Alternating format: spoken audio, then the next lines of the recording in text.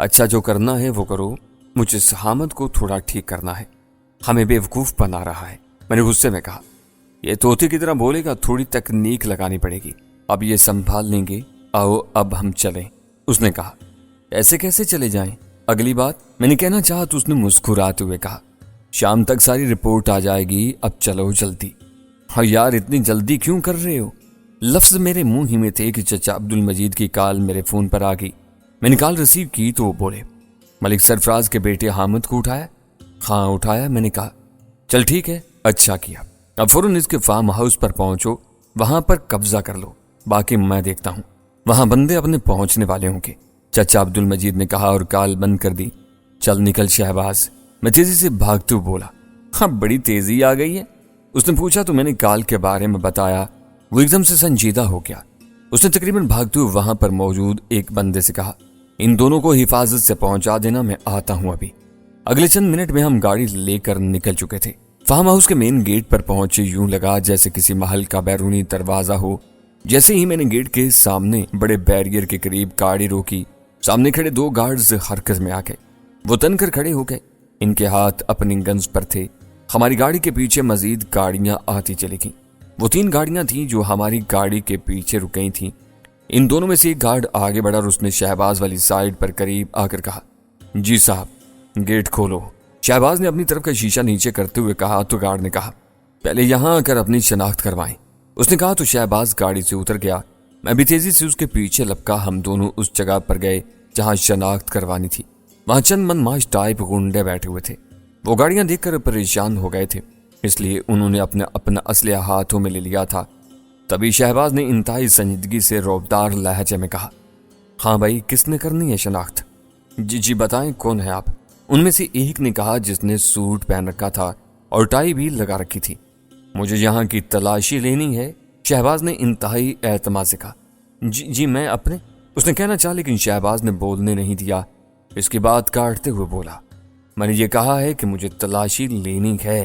ایک گنڈے نے جلدی سے اپنا سیل فون نکالا تو شہباز نے اس کے سیل فون پر ہاتھ ڈالا اور فون چھینتے ہوئے کہا، کوئی کسی کو کال نہیں کرے گا، سب ایک طرف ہو جاؤ۔ اور کون ہے تو؟ ان میں سے ایک نے کہا اور شہباز کا گریبان پکڑنے کے لیے آگے بڑھا۔ تبھی میں آگے بڑھا اور ایک دم سے تھپڑ اس کے منہ پر دے مارا۔ ساتھ کھڑے گنڈے آگے بڑھنے لگے تو میں نے اپنا پسٹل نکالا اور ایک دم سے فائر کرنا شروع کر دیے۔ وہ ایک لمحے کے لیے بوکھلا گئے، حالانکہ ان کے ہاتھوں میں گنز تھیں۔ فائر کرنے کے لیے اجازت اور حوصلہ چاہیے ہوتا ہے جو ان کے پاس نہیں تھا۔ پیچھے سے کچھ لوگ بھاگتے ہوئے آ گئے تھے، انہوں نے کوئی بات کیے بغیر فرش پر کئی فائر کر دیے۔ وہ سہم کر دیوار سے لگ گئے۔ تبھی میں نے کہا، انہیں باندھ کر یہیں چھوڑ دو، کوئی بھی حرکت کرے تو گولی مار دو۔ وہ وہاں پر مصروف ہو گئے۔ میں انتہائی تیزی سے واپس مڑا، گاڑی تک پہنچا۔ وہ 2 گارڈز کہیں بھی دکھائی نہیں دیے۔ مجھے ان کا ڈر تھا کہیں وہ چھپ کر کوئی فائر نہ کرتے۔ جیسے ہی میں گاڑی میں بیٹھا ایک گارڈ نے دائیں طرف سے سر نکالا اور فائر کر دیا، لیکن اس وقت تک کئی فائر ہو گئے۔ پچھلی گاڑیوں میں بیٹھے لوگ چوکنا تھے۔ میں نے یہ نہیں دیکھا کہ ان گارڈ کا کیا بنا۔ میں نے گاڑی آگے بڑھا دی، گیٹ پار کر کے شہباز کو بٹھایا اور آگے بڑھ گیا۔ جیسے ہی میں نے گاڑی پورچ میں کھڑی کی، باقی گاڑیاں بھی رک گئیں۔ انہیں ایک ادھیڑ عمر بلاور شال لیڈ کر رہا تھا۔ کچھ پہلے ہی وہ دیواریں پھاند کر اندر داخل ہو چکے تھے۔ گاڑیوں سے نکلنے والے لوگ رہائشی عمارت کے ارد گرد پھیلنے لگے۔ میں نے اس بلاور شاہ کی طرف دیکھا تو وہ تیزی سے میرے قریب آ کر بولا، اندر سنبھالیں، ہم باہر موجود ہیں، کوئی بندہ باہر نہ جانے پائے۔ میں نے کہا تو شہباز اس وقت تک داخلی دروازے سے اندر لاؤنج میں جا چکا تھا۔ میں اس کے کور پر تھا۔ اچانک ایک طرف کے کمرے سے 2 بندے گنز سیدھی کرتے ہوئے نکلے۔ ان کے فائر کرنے سے پہلے ہی میں نے فائر کر دیا۔ ایک پیچھے ہٹ گیا، دوسرا وہیں چیختا ہوا ڈھیر ہو گیا۔ میں نے ایک جست بھری اور وہاں تک جا پہنچا۔ میں دیوار کے ساتھ لگ گیا۔ وہ باہر دیکھنے کے لیے ذرا سا آگے بڑھا، جیسے ہی اور جتنا بھی مجھے دکھائی دیا میں نے وہیں فائر کر دیا۔ گولی اس کی ران پر لگی تھی۔ وہ پیچھے تو ہٹا لیکن دوسرے قدم پر ڈھیر ہو گیا۔ ہم سب فائر کرتے ہوئے اندر کی جانب بڑھنے لگے۔ کچھ دیر بعد باہر سے بھی فائرنگ ہونے لگی۔ تبھی ہمارے ایک ساتھی نے راہداری میں کھڑے ہو کر اونچی آواز میں کہا، جو بھی اندر ہے اپنے ہاتھ سر پر رکھ کر باہر آ جائے، کچھ نہیں کہا جائے گا، لیکن جو اندر رہا یا کسی نے مزاحمت کی تو اسے فوراً گولیوں سے چھلنی کر دیا جائے گا۔ اس کی آواز کی باز گشت لمحہ بھر رہی اور پھر کچھ دیر تک سناٹا رہا۔ اچانک ایک دروازہ کھلا اور ایک لڑکی اپنے ہاتھ سر پر رکھے باہر نکلی۔ وہ خوفزدہ سی آگے بڑھتی چلی آ رہی تھی۔ وہ قریب آئی تو اسے 2 افراد باہر چھوڑ آئے۔ پھر دھیرے دھیرے کئی لوگ باہر نکلنے لگے۔ ان سب کو باہر لان میں بٹھایا جاتا رہا۔ وہاں چند لوگ ان کی نگرانی پر اسلحہ لیے کھڑے تھے۔ وہاں کوئی 25 کے قریب لوگ تھے، جن میں 12-13 لڑکیاں تھیں۔ تقریباً 1 گھنٹے میں اس فارم ہاؤس کو خالی کرا لیا گیا۔ ایک ایک کمرہ دیکھ لیا گیا تھا، یہاں تک کہ چھت پر بھی سبھی لوگ دیکھ لیے گئے تھے۔ مجھے یہ حیرت ہو رہی تھی کہ ان میں پوجا نہیں تھی۔ میں باہر لان تک گیا، ایک ایک لڑکی کو غور سے دیکھا۔ ان میں کوئی بھی پوجا جیسی نہیں تھی جس پر شک کیا جا سکتا ہو۔ جب پوری طرح اس فارم ہاؤس کو چھان پٹک کر دیکھ لیا گیا تو میں نے ان سب سے کہا، دیکھو اگر تمہارے ساتھ کا کوئی بندہ پیچھے چھپا ہوا ہو تو بتا دو، ورنہ وہ زندہ نہیں رہے گا۔ میری بات کے جواب میں کوئی نہیں بولا۔ سبھی خوفزدہ سے میری طرف دیکھتے چلے جا رہے تھے۔ میں انہی کی طرف دیکھ رہا تھا کہ میرا سیل فون بج اٹھا۔ میں نے اسکرین پر نگاہ ڈالی تو وہ پوجا کا فون تھا۔ میرے ہیلو کہتے ہی وہ کہکا لگا کر ہنستے ہوئے بولی، بڑی جلدی پہنچ گئے فارم ہاؤس، تم کہاں ہو؟ میں نے تیزی سے پوچھا تو وہ سنجیدہ لہجے میں بولی، یار جب تمہیں ایک رستہ دے دیا ہے تو پھر میں تمہارے راستے میں کھڑی ہو کر انتظار تو نہیں کر سکتی۔ آم کھاؤ پیڑ مت گنو، یہاں پر کوئی کام کا بندہ ہے؟ میں نے پوچھا۔ بندہ نہیں، ایک بندی ہے، اس سے بہت کچھ ملے گا، اس نے کہا تو میں ہنس دیا۔ پوجا بہت ہی خطرناک اور چالاک تھی۔ آگے جو کچھ بھی ہونا تھا اس کا سارا الزام اسی لڑکی پر جاتا۔ تبھی میں نے کہا، واہ پوجا واہ، اس لڑکی کو قربانی کا بکرا بنا کر خود غائب۔ بکرا نہیں بکری سالی راکیش ورما کی طرف سے مجھ پر نگران تھی۔ اب یہ تم پر ہے، تم کتنی تیزی سے اس نیٹ ورک کو پکڑتے ہو، چل دیکھتا ہوں، میں نے کہا تو وہ ہنستے ہوئے بولی، بڑی معصوم لگتی ہے، مجھ سے بھی زیادہ معصوم، کہیں جھانسے میں مت آ جانا۔ اس کے اوپری ہونٹ پر دائیں جانب چھوٹا سا سیاہ تل ہے، گوری ہے، گول چہرے والی، جو بتائے مجھ سے تصدیق بھی کر لینا، جے رام جی کی۔ یہ کہتے ہی اس نے فون بند کر دیا۔ میں چند لمحے گمسم کھڑا رہا۔ پوجا کے اس فون نے مجھے بہت کچھ سمجھنے پر مجبور کر دیا تھا۔ اس کی رسائی نچلی سطح پر نہیں تھی، بلکہ وہ کوئی اونچا گیم کھیل رہی تھی۔ یہاں کا نیٹ ورک وہ خود تباہ کرنے پر تری ہوئی تھی۔ اس کے لیے اس نے اپنے لوگوں کو بھینٹ چڑھا دیا تھا۔ اسے پتا تھا کہ یہاں فارم ہاؤس پر کچھ ہونے والا ہے۔ میں اگر نہ بھی آتا تو کوئی دوسرا ضرور آتا۔ چچا عبد المجید نے مجھے یہاں فارم ہاؤس پر آنے کا کہا تھا۔ اس کا مطلب بالکل یہی تھا کہ جہاں پر یہ فیصلہ ہوا تھا اس بارے میں پوجا جانتی تھی۔ میرے لیے یہ بڑا لمحہ فکریہ تھا کہ وہ بڑی دور تک رسائی رکھتی تھی۔ میں جو سمجھتا تھا کہ وہ صرف میرے لیے یہاں آئی ہے اور اس نے مجھے ہی قتل کرنا تھا، یہ بہت معمولی سی بات رہ گئی تھی۔ اس نے جو کہا تھا، میں 3 بار اس کے نشانے پر آیا تھا، لیکن اس نے مجھے قتل نہیں کیا تو وہ ٹھیک کہہ رہی تھی۔ سوچوں کا ایک سلسلہ دراز ہو گیا تھا۔ میں نے یہ سوچنا کسی اور وقت کے لیے رکھا اور سامنے بیٹھے ہوئے لوگوں کی طرف متوجہ ہو گیا۔ میں لاشعوری طور پر اس لڑکی کو دیکھنے لگا، لیکن میری سوچ پر پوجا حاوی تھی۔ اسی لمحے میرے دماغ میں خیال آیا، میں بھی اب پوجا کے ساتھ کھیل ہی کھیلوں گا۔ میں سرسری انداز میں سب کو دیکھنے لگا۔ مجھے وہ لڑکی دکھائی دے گئی۔ میں نے جان بوجھ کر صرف نظر کیا، ایک کچڑ سی نگاہ ڈالی اور نظر انداز کر دیا۔ سب کلیئر ہو گیا۔ بلاور شاہ نے قریب آ کر بتایا تو میں نے شہباز کی طرف دیکھتے ہوئے کہا، چچا کو بتا دو۔ شہباز نے سر ہلایا اور اپنا فون نکال کر تھوڑا دور چلا گیا۔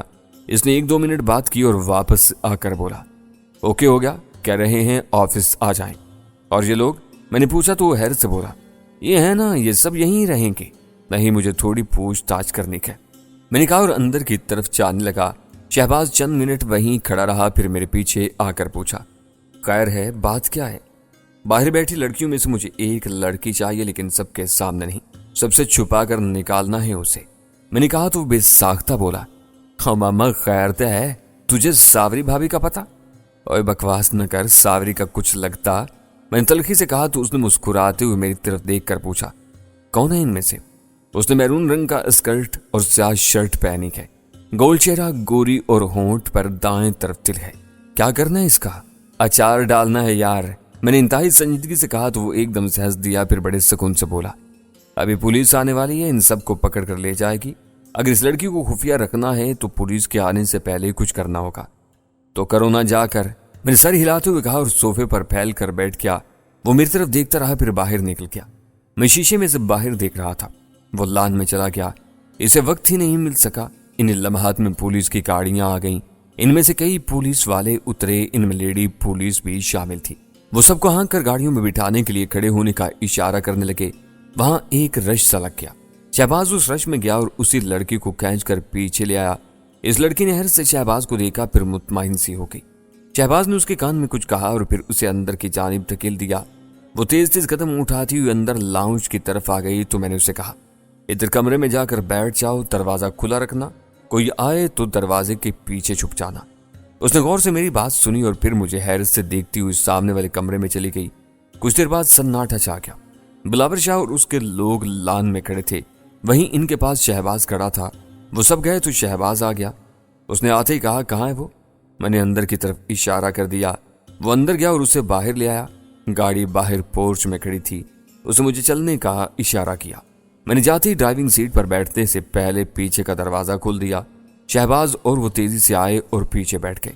मैंने गाड़ी आगे बढ़ा दी। शाम का अंधेरा फैल चुका था। मैं और शहबाज उस लड़की के साथ उस जगह पहुंच चुके थे जहां हामिद और उसके मुलाकाती को रखा गया था। वो पोश इलाका था और सरे शाम ही सन्नाटा छा गया था। वो बंगला अभी नया तामीर हुआ था। इसमें अभी ज्यादा सामान नहीं रखा गया था। मैं ऊपरी मंजिल के एक कमरे में जाकर खूब नहाया। अच्छी तरह फ्रेश होकर जब मैं कमरे में आया तो शहबाज उस लड़की के साथ सोफे पर बैठा हुआ था। मुझे देखकर उठते हुए बोला, तुम लोग बैठो, मैं अभी आया। मैंने कोई जवाब नहीं दिया। वो लड़की सर झुकाए बैठी थी। मैंने बेड पर आलती पालती मारकर बैठते हुए संजीदगी से पूछा, तुम्हारा नाम? परवीन। उसने उनकारा भरने वाले अंदाज में कहा तो मैंने ठहरे हुए अंदाज में उसे समझाते हुए कहा, क्या तुम इस बात को समझ रही हो कि मैं उन सब में से फकत तुम्हें ही वहां से निकाल कर क्यों लाया हूं? पता नहीं क्यों, आप बता दो। उसने भारी पलकें उठाते हुए कहा, फिर भी क्या समझते हो, कुछ तो होगा जहन में। मैंने इसरार करते हुए कहा तो हल्का सा मुस्कुराते हुए नखरे से बोली, वही जिसके लिए सभी फार्म हाउस पर जाते हैं? बिल्कुल भी नहीं, और ये सब कुछ अपने जहन से निकाल दो। मैं जानता हूं कि तुम कौन हो और यहाँ फार्म हाउस पर किस लिए हो। तुम्हें वापस भेजना है? मैंने ठहरे हुए लहजे में कहा तो वो चौंक गई। उसने गैर यकीनी अंदाज में मेरी तरफ देखा और हैरत भरे लहजे में बोली कि क्या जानते हैं आप मेरे बारे में? देखो, अगर तुम ऐसे ही करती रही तो समझो यहीं कहीं कत्ल होकर दफन हो जाओगी। किसी ने अंतिम संस्कार नहीं करना तुम्हारा। मैं 12 बरस से यहाँ पर हूँ और वापस जाने को तरस रहा हूँ। कहाँ जाना है वापस? उसने पूछा। मुझे छोड़ो, अपने बारे में सोचो, मैंने कहा तो उसने चौंक कर देखा। अब तुम मेरी हिफाजत में हो, लेकिन ज्यादा देर नहीं रख सकूंगा। आज रात या कल दोपहर तक। मैं समझी नहीं आप क्या कह रहे हैं? उसने उलझे हुए अंदाज में कहा। मैंने कहा ना, मैं तुम्हें वापस पहुंचा सकता हूं अगर तुम जाना चाहो तो। मैंने कहा ही था कि दरवाजे पर दस्तक हुई। इसके साथ ही दरवाजा खुला। एक लड़का ट्रे ले आया था। इसमें शराब की छोटी बोतल और पीने पिलाने के लवाजमात रखे हुए थे। लड़का वो ट्रे रखकर वापस चला गया। वो हैरत से सब देख रही थी। मैंने यूं उसकी तरफ देखा कि जैसे ये सब मामूल हो। पियो, मुझे एहसास है इस वक्त तुम्हें तलब होगी। मुझे सिगरेट भी मंगवा दे। उसने धीमे से फरमाइश की तो मैं बोला, मंगवा देता हूं, अभी पियो, खाना आता है वो खाओ सुकून से। ये कहकर मैं उठा और अपना फोन उसकी तरफ बढ़ाते हुए कहा, यह फोन है, अगर तुम्हारा कोई है तो उसे कॉल कर लो। वो चंद लम्हे मेरी तरफ देखती रही, फिर फोन पकड़ लिया। मैं कमरे से बाहर चला गया। वो मेरा फोन नहीं था, वो यहीं से लिया गया खास फोन था। इसकी कॉल ही से सब पता चल जाना था कि वो क्या करती है। दूसरे कमरे में शहबाज बैठा था। उसने मेरी तरफ देखा और आंख के इशारे से पूछा। मैंने भी इशारे से उसे बता दिया। हम बाहर आ गए। इसी लड़के से सिगरेट का पूछा तो वो उसके पास थे। वो उसने लड़की को भिजवा दी। वापसी पर उसने बताया कि वो पीने लग चुकी है। लड़का किचन में चला गया तो मैंने शहबाज से कहा, खामिद या उसकी मुलाकाती ने कुछ बताया? नहीं, अभी तक मैंने पूछा नहीं। इस लड़की के चक्कर में रहा, करते हैं पता तो कर यार। मैंने इधर उधर देखते हुए कहा तो उसने पूछा, वो फोन देकर आया लड़की को? हाँ, दे आया हूं। वैसे ये बता, उस फोन में कोई खास बात है? हाँ है ना। इसमें लफ्ज उसके मुंह ही में थे कि मेरा फोन बज उठा। चचा अब्दुल मजीद की कॉल थी।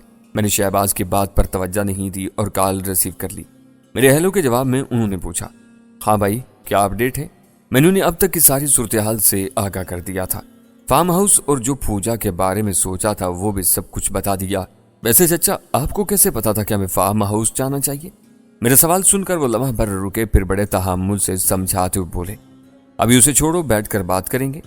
जी ठीक है, मैंने कहा तो वो बोले, इस वक्त अहमद का भाई जाहिद मलिक पूरी तरह इस कोशिश में है कि ये मामला मीडिया पर ना आए और खामोशी से हामिद को बाजियाब करा लिया जाए। वो अपने सारे जराए इस्तेमाल कर रहा है। कहाँ पर कोशिश कर रहा है? कौन से जराए हैं? मैंने पूछा। दाऊदा पहलवान के जरिए पूरे शहर में तलाश कर रहा है। जहां भी शक पड़ता है वहां जा रहे हैं। हबीब खोकर के जरिए सियासी दबाव बढ़ा रहे हैं ताकि फोर्सेस मुतहर्रिक हो जाएं। ध्यान रखना, जेर जमीन बहुत हलचल है। मैं ख्याल रखूंगा, मैंने फौरन कहा तो उन्होंने बताया। इस पर यह दबाव भी है कि वे रात कहाँ गया, क्या उसे भी अगवा कर लिया गया या वो कहीं छुप गया है। विराट वही है ना जो हामिद से मिलने आया था? मैंने तस्दीक के लिए पूछा तो गंभीर लहजे में बोले, हाँ वही है, पता चल गया है वो किसकी तरफ से आया था। मैं थोड़ी देर में इसकी तफसील देता हूँ, दोनों से अच्छी तरह पूछताछ करनी है। हाँ, और वो लड़की, अच्छा किया जो तुमने उसके साथ प्यार वाला सलूक किया। सुबह तक जो सूरत हाल हुई इसके बारे में देखेंगे। जी बेहतर, मैंने कहा तो उन्होंने कॉल बंद कर दी। मैंने फोन जेब में रखते हुए शहबाज से पूछा, यार वो बक्का राजस्थानी और जीवन राम कहाँ है? उनका कोई पता ही नहीं। ओ हाँ यार, करता हूँ पता, तुम जाओ उस लड़की को देखो, मैं बाकी सब देखता हूँ, उसने कहा और अपने फोन में मसरूफ हो गया। वो लड़का किचन से खाना लेकर ऊपर चला गया था। मैं भी वापस कमरे में आ गया। वो लड़की आधे से भी ज्यादा बोतल खाली कर चुकी थी। शायद वो आसाबी तौर पर इंतजार का शिकार थी। सिगरेट के धुएं से कमरा भरा पड़ा था। वो मौज में आ चुकी थी। उसने फोन एक तरफ रखा हुआ था। कर ली बात? मैंने पूछा। हाँ जी कर ली, उसने इत्मीनान से कहा और फोन मेरी जानिब बढ़ाते हुए कहा। तो मैंने फोन लेकर अपने सरहाने के नीचे रखते हुए पूछा, मुझे बताओ कहीं जाना है यहाँ? नहीं कहीं नहीं जाना, खाना खाकर मुझे सोना है। अगर आप, उसने मखमूर निगाहों से मुझे देखते हुए कहा। क्या आप? मैंने पूछा तो उसी खुमार आलूद लहजे में बोली, अगर आपको मेरे साथ वक्त गुजारना है तो मैं हाजिर हूँ। आपने मेरे साथ बहुत अच्छा सलूक किया है, कम से कम मारा तो नहीं मुझे। तुम नहीं समझोगी, मुझे तुमसे या तुम्हारे जिस्म से कोई मतलब नहीं है। बस तुम बहुत बड़े खतरे से बच गई हो। मैं चाहता हूं अब तुम किसी महफूज मकाम तक पहुंच जाओ, इससे ज्यादा मुझे कुछ नहीं चाहिए। मैंने कहा तो वो सुते हुए चेहरे से मेरी तरफ देखते हुए बोली, मैं नहीं जानती तुम कौन हो, क्यों ऐसा चाहते हो, बस जो करना है कर दो। मैं अपनी जिंदगी से बहुत तंग हूं, बहुत तंग। वो खुमार आलूद लहजे में बोली और एकदम से रोने लगी।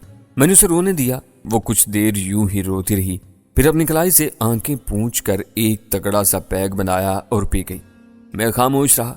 कितना ही वक्त बीत गया, मैं चुपचाप लेटा रहा। वो पीती रही यहां तक कि वो खाना खाकर वहीं कुर्सी पर लेट कर सीधी हो गई। वो नशे में थी। मैंने उठकर उसका कंधा हिलाते हुए कहा, जाओ बेड पर जाकर सो जाओ। उसने बामुश्किल आंखें खोलकर मुझे देखा। वो उठने लगी, फिर बैठ गई। मैंने उसे उठाया और ले जाकर बेड पर लिटा दिया। वो करवट लेकर लेटी और सो गई। उसके हल्के हल्के खराटे आने लगे थे। मैंने चलने में उसे देखा और बाहर निकल गया। मैंने सरहाने के नीचे रखा फोन उठा लिया था। फोन से की गई आखिरी कॉल उसने डिलीट कर दी थी। इसका सीधा मतलब था कि वो मुझ पर एतबार नहीं कर रही थी। मैं नीचे पहुंचा तो शहबाज कमरे में नहीं था। एक तरफ कोने में वो लड़का बैठा हुआ था। मुझे देखते ही सीधा होकर खड़ा हो गया। उससे पहले कि मैं उससे शहबाज के बारे में पूछता, उसने खुद बता दिया, वो साहब कह गए हैं कि जब आप आए तो उन्हें फोन करने। ठीक है, ये कहते हुए मैंने फोन निकाल कर उसके नंबर पुश किए। चंद बेल जाने के बाद उसने कॉल रिसीव करते हुए कहा, मैं बाहर लान में हूं, यहीं आ जाओ। मैं बाहर निकल गया। वो लान में ही बैठा हुआ था। इसके सामने कुछ कुर्सियां पड़ी थी। मैंने उनमें से एक पर बैठते हुए पूछा, यहां क्यों बैठे हो? सोच रहा हूं, उसने सोचते हुए कहा। और मामा ये बता क्या सोच रहा है? मैंने उकताहट से कहा तो एकदम से कहका लगाकर शरारत से बोला, ये जो ऊपर लड़की है ना, इसके बारे में सोच रहा हूं। यार बता क्या सोच रहा है? मैंने हंसते हुए पूछा। इस लड़की ने फोन किया है, लेकिन वो नंबर इसने डिलीट भी कर दिया होगा। अब मैं तुझे बताता हूं कि इस फोन से कोई बात करके फोन से नंबर डिलीट कर दे या इसे तोड़ दे, जाया कर दे, लेकिन इससे की हुई बात किसी खास जगह पर रिकॉर्ड हो जाती है, नंबर समेत। लो सुनो उसने क्या बात की है। यह कहकर उसने अपने फोन से ऑडियो प्ले कर दी।